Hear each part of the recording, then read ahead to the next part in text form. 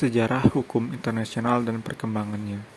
Sehubungan dengan penggunaan metode sejarah ini, Jawahir Tontowi dan Pranoto Iskandar menyatakan bahwa hukum internasional publik sangat terkait dengan pemahaman sejarah. Melalui pendekatan sejarah ini, tidak sekedar proses evolusi perkembangan hukum internasional dapat diruntut secara faktual kronologis, melainkan juga seberapa jauh kontribusi setiap zaman bagi perkembangan hukum internasional. Yang pertama, zaman kuno. India kuno. Dalam kebudayaan India kuno, terdapat kaidah dan lembaga hukum yang mengatur hubungan antara kasta, suku bangsa, dan raja-raja.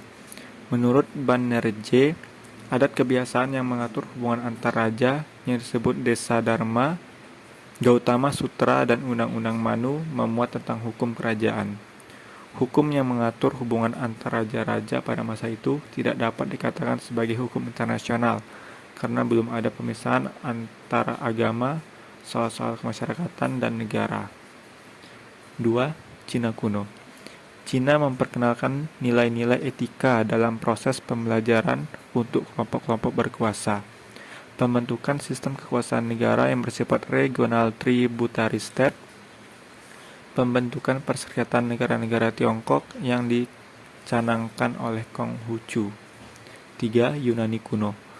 Menurut Vinogradov, pada masa itu telah ada hukum intermunicipal, yaitu kaidah-kaidah kebiasaan yang berlaku dalam hubungan antar negara-negara kota, seperti ketentuan mengenai utusan, pernyataan perang, perbudakan tawanan perang. Kaidah-kaidah intermunicipal juga diterapkan bagi masyarakat tetangga dari negara kota. Namun, kaidah intermunicipal sangat dipengaruhi oleh pengaruh agama, sehingga tidak ada pemisahan yang tegas antara hukum, moral, keadilan, dan agama. Pada masa itu juga telah dikenal wakil-wakil dagang atau konsul. 4. Romawi kuno. Pada masa Romawi kuno, hukum yang mengatur hubungan antar kerajaan tidak mengalami perkembangan, karena masyarakat bangsa-bangsa adalah satu imperium, yaitu Imperium Romawi. Pada masa kekuasaan Romawi, hukum internasional tidak mengalami perkembangan. Hal ini disebabkan karena adanya Imperium Romawi suci yang tidak memungkinkan timbulnya suatu bangsa merdeka yang berdiri sendiri, serta adanya unsur struktur masyarakat Eropa Barat yang bersifat feodal, yang melekat pada hierarki otoritas yang menghambat munculnya negara-negara merdeka.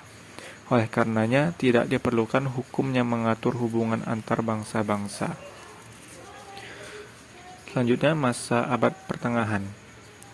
Hukum internasional pada abad ke-15 dan 16. Pada masa abad pertengahan atau biasa disebut sebagai The Dark Age atau masa kegelapan, hukum alam mengalami kemajuan kembali melalui transformasi di bawah gereja. Peran keagamaan mendominasi sektor-sektor sekuler. Sistem kemasyarakatan di Eropa pada waktu itu terdiri dari beberapa negara yang berdaulat, yang bersifat feodal dan tahta suci. Pada masa itu muncullah konsep perang adil sesuai dengan ajaran Kristen, yang bertujuan untuk melakukan tindakan yang tidak bertentangan dengan ajaran gereja. Terakhir, zaman modern. Pada abad ke-17 dan 18, hukum bangsa-bangsa mempunyai nama baru sebagai hukum internasional oleh Jeremy Bentham. Pengertian baru ini dipengaruhi oleh isi hukum internasional itu sendiri, yaitu adanya pemisahan antara persoalan domestik dengan internasional.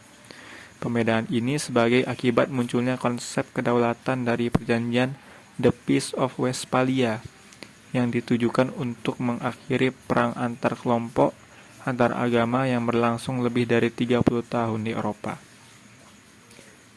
Bentuk negara-negara tidak lagi berdasarkan kerajaan, tetapi berdasarkan atas negara-negara nasional, serta adanya pemisahan antara gereja dengan urusan pemerintahan. Dasar-dasar perjanjian Westphalia kemudian diperkuat lagi dengan adanya perjanjian Utrecht, yaitu dengan menerima asas keseimbangan kekuatan sebagai asas politik internasional. Pada abad ke-19, hukum internasional berkembang lebih jauh lagi.